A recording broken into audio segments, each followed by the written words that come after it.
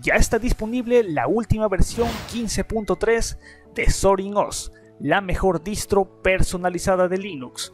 Estas son sus novedades. Vámonos con esa intro y comenzamos. Pero antes de iniciar con este video, sé que prácticamente es del entorno de Linux, pero de igual manera te recalco que puedes consultar el enlace de CDK Offers, con el cual puedes obtener cualquier clase de programas con excelentes códigos de descuento. Sin duda aplica el código Master, el enlace va a estar abajo en la descripción, aplicas ahí, obtén cualquier clase de licencia de Windows 10. Sin duda me parece una página sensacional para adquirir toda clase de software, enlaces abajo en descripción. Ahora sí, vámonos directo al video. Muy buenas a todos, como siempre, bienvenidos a un nuevo video. Ya lo sé, qué rareza que no esté hablando acerca de Windows 10, acerca de Microsoft, destacando las noticias de todo el entorno del sistema operativo de Redmond.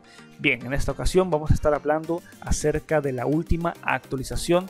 Para todos los que les gusta, son amantes de Linux, ya se ha liberado Zorin OS 15.3 o también Zorin OS, también es válido llamarlo así. Bueno, directamente la 15ª versión del sistema operativo de Zorin llegó prácticamente en junio de 2019, pero se ha ido como tal actualizando. La nueva versión 15.3, centrada en la fiabilidad y en actualizar sin duda varios paquetes, es sin duda una de mis favoritas. No lo he destacado demasiado a lo largo del canal, pero sin duda es entre mis favoritas. Habría que sin duda que destacar nuevas versiones de Firefox o LibreOffice, y bueno, directamente voy a irme al grano para que no sea un video totalmente largo, porque entre las novedades destacadas de Zorin OS 15.3, Linux 5.4, LibreOffice actualizado a la última versión para equipos de producción 6.4.6, los paquetes actualizados de otros muchos software como el navegador web, como he mencionado, Firefox, también Zorin Connect, que ha sido actualizado para que ahora busque automáticamente dispositivos en las redes de Wi-Fi de confianza, y ahora se incluyen botones rápidos para enviar archivos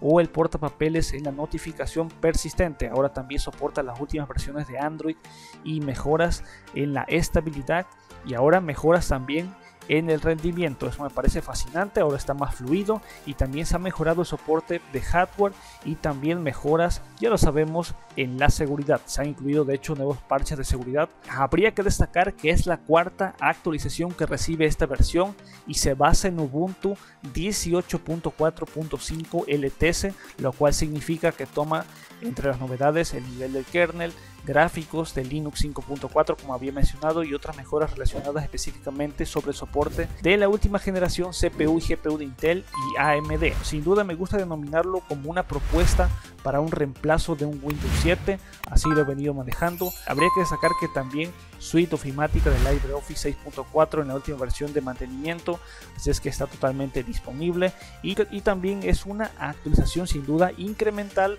porque habría que destacar que se está esperando la supuesta llegada de Zorin OS, la 16, basada en Ubuntu 20.04 LTS, pero podríamos decir que es un futuro no muy lejano, tampoco es estrictamente necesario, pero se mantendrá el soporte hasta el 2023. Sin duda, algo que hay que alabarle a Zorin OS es que es una de las distribuciones más queridas. De hecho, cuando se lanzó la versión 15, que fue en junio de 2019, ha obtenido hasta el momento más de 1.7 millones de descargas, en torno al 65% de las cuales han sido realizadas desde Windows y también desde Mac OS, reflejando una misión para llevar a cabo esto de tener la potencia de Linux, de que más personas están migrando tanto de lo que era Windows 7 a lo que es Zorin OS, porque sin duda se comporta de una manera totalmente estable, y habrá personas sin duda que no les guste tanto las distribuciones y de hecho no les guste tanto Zorin OS, porque habrá personas que comenten ahí: oye, pero la versión Ultimate es básicamente de paga, porque sí, hay 3 ediciones. La Ultimate, que como he dicho es de pago y con algunos super extra flujos con los cuales puedes contribuir de igual manera a lo que es el proyecto. Esa versión Ultimate, que es la comercial, cuesta alrededor de $39. También está la Core, que es la recomendada para probar el sistema, y al igual que la anterior, pues hay una modificación en el escritorio de GNOME, y también se cuenta con una versión que es totalmente free, que es la Lite, para equipos con recursos más modestos y con escritorio KFC. Así es que directamente el enlace va a estar abajo en la descripción. No es estrictamente necesario que estés adquiriendo la versión Ultimate, porque como he dicho, la Core y la Lite funcionan excelentemente bien. Así es que directamente puedes obtener ahí una comparación entre las 3 versiones que está ahí en su página, en su repositorio oficial, interfaces de usuario extra, aplicaciones para negocio y multimedia, y soporta la instalación del sistema operativo. Y la versión Core y Lite básicamente no cuenta con eso, pero sin duda también tiene respaldo de contar con una extensa cartelera de novedades. Habría que destacar eso.